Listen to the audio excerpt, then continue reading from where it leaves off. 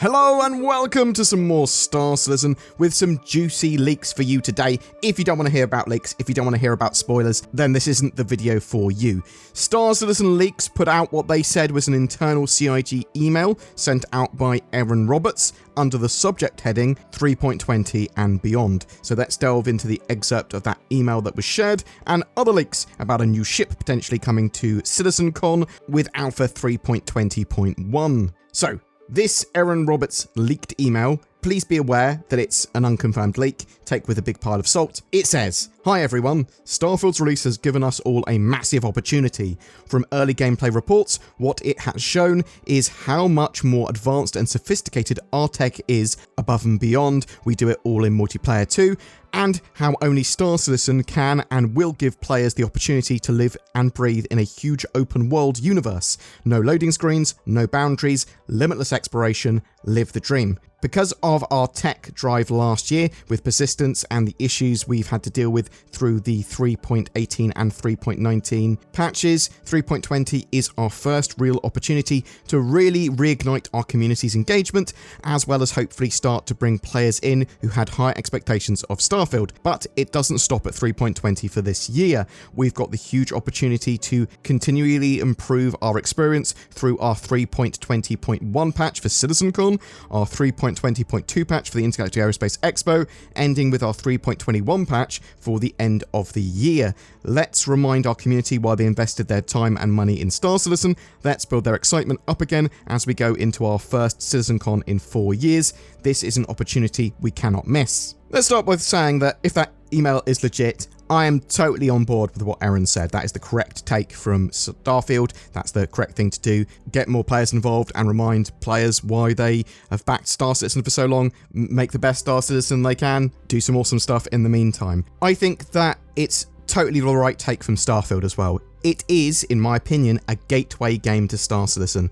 Star Citizen's development cycle, however, is slow, and those players coming over will be wowed by Star Citizen's tech, visuals, scope, and seamlessness. That's a lot of the stuff, and ship combat, loads of stuff that Starfield doesn't necessarily do great, but not so much by its slow development time and alpha state, in my opinion. Well, some will. Some are going to still get on totally bored with it. Star Citizen lacks the ability to go mainstream, in my opinion, though, without Squadron 42 being released or Star Citizen going into beta. The core sort of gameplay needs to all be there, and there needs to be less alpha. That said, CitizenCon and the Intergalactic Aerospace Expo this year are likely going to be massive, partly because of Starfield and lots of hungry players looking for better ship combat, exploration, seamlessness, and multiplayer. That said, I do think the modding scene for Starfield is going to be absolutely awesome. There was also a couple of other things that Star Citizen leaks gleaned.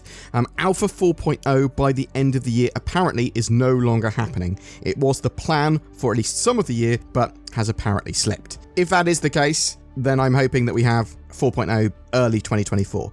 So we've been rebounding from 4.0 by the end of the year, 3.21 by the end of the year, and there's just been rumours and leaks and that sort of stuff. It does look much more likely that it's 3.21 now, based on leaks and what Cloud Imperium have said in the latest sort of roadmap. Cloud Imperium are definitely making progress with the game, but that massive milestone of 4.0 keeps on getting the goalposts moved back. Persistent Entity Streaming in 3.18 did put Cloud Imperium on the back foot, but the latest 3.20 patch does look really very good from a playability and performance point of view. Really nice refined patch, getting a lot of their ducks and cards in a row, or however you say it. Yeah, it's looking good for that. But we are all ready for 4.0 and have been for some time, so soon please CIG.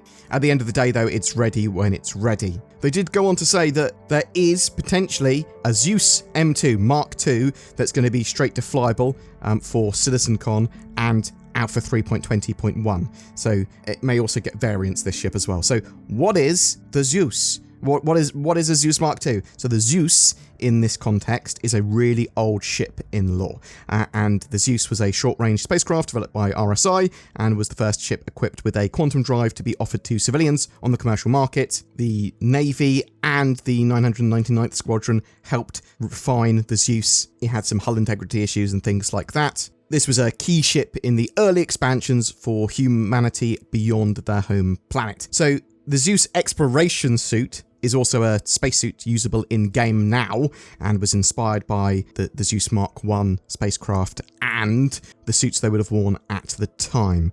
So what's the Zeus Mark II then? Well, it's going to be something that's basically a modernised version of the Zeus, I would expect, probably still keeping its shapeology and its sort of original looks to some extent. So it looks like a NASA space shuttle, right? When I think of what a space shuttle would be nowadays, I think of what the Zeus looks like. I expect them to go, you know what? It's not an old ship anymore, though. We've modernised it because it's the Mark II.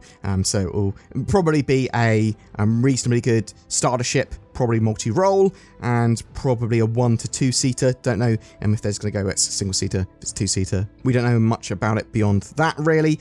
I like the idea that Cloud Imperium are going to be looking at ships in lore. The old ships and making modernised versions of them. More ships equal more good in my brain. I know a lot of people don't agree with that. Feel free to vent in my comments section whether you agree with me or not. Any other leaks we want to talk about? I saw a blurb for the Fury LX on Reddit as well. So Fury LX, that new racing variant of the Fury with no weapons but more thrusters and cool wings, featuring best-in-class maneuverability and fully integrated cutting-edge Xi'an technology. The next generation of Fury LX racing ship from Mirai switches out the ship's offensive capabilities to make room for additional maneuvering thrusters, perfect for getting across the finishing line. So yeah, I'm excited for the Fury LX to an extent. I think it looks cool, and I think a lot of people will purchase it for a lifetime insurance token, basically, then they will then upgrade it to a ship that they really want. These sort of snubs and stuff, I'd say probably get in game.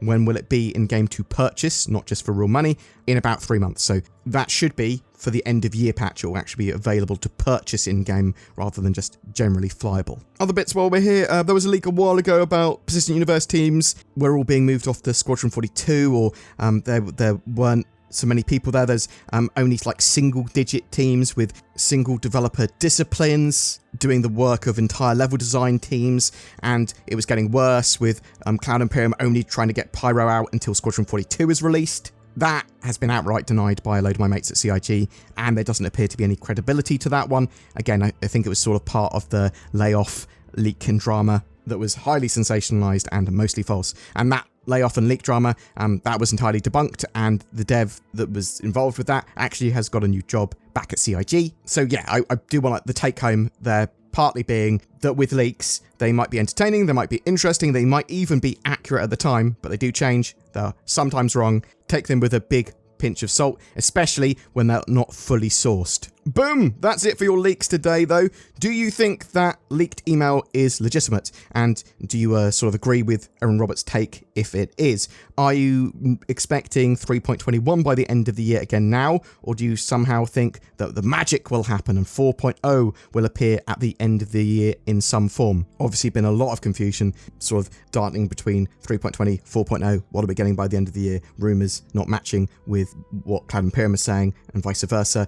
Do you like the idea of the Zeus Mark II, and what do you think it will be like? Do you think Starfield is a gateway game for Star Citizen? Have you played Starfield? What do you think of it? Whatever your thoughts, I'd love to hear from you in the comments below.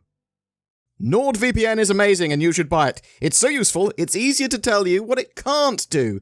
NordVPN can't do your taxes. Nord, how much do I owe for VAT? NordVPN can't help you buy more spaceships. Nord, add a terrapin to my shopping cart. NordVPN can't cook for you. No, my cabbages! And NordVPN can't be your girlfriend.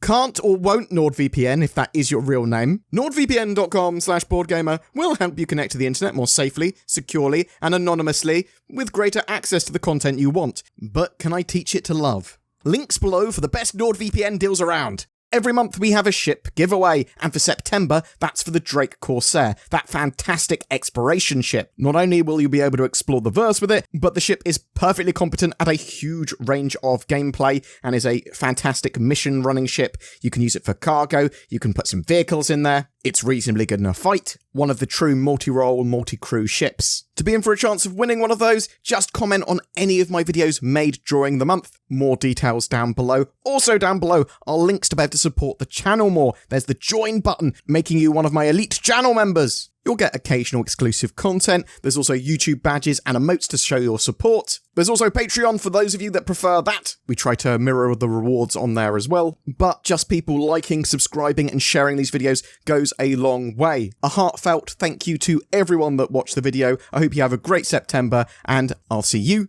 in the verse.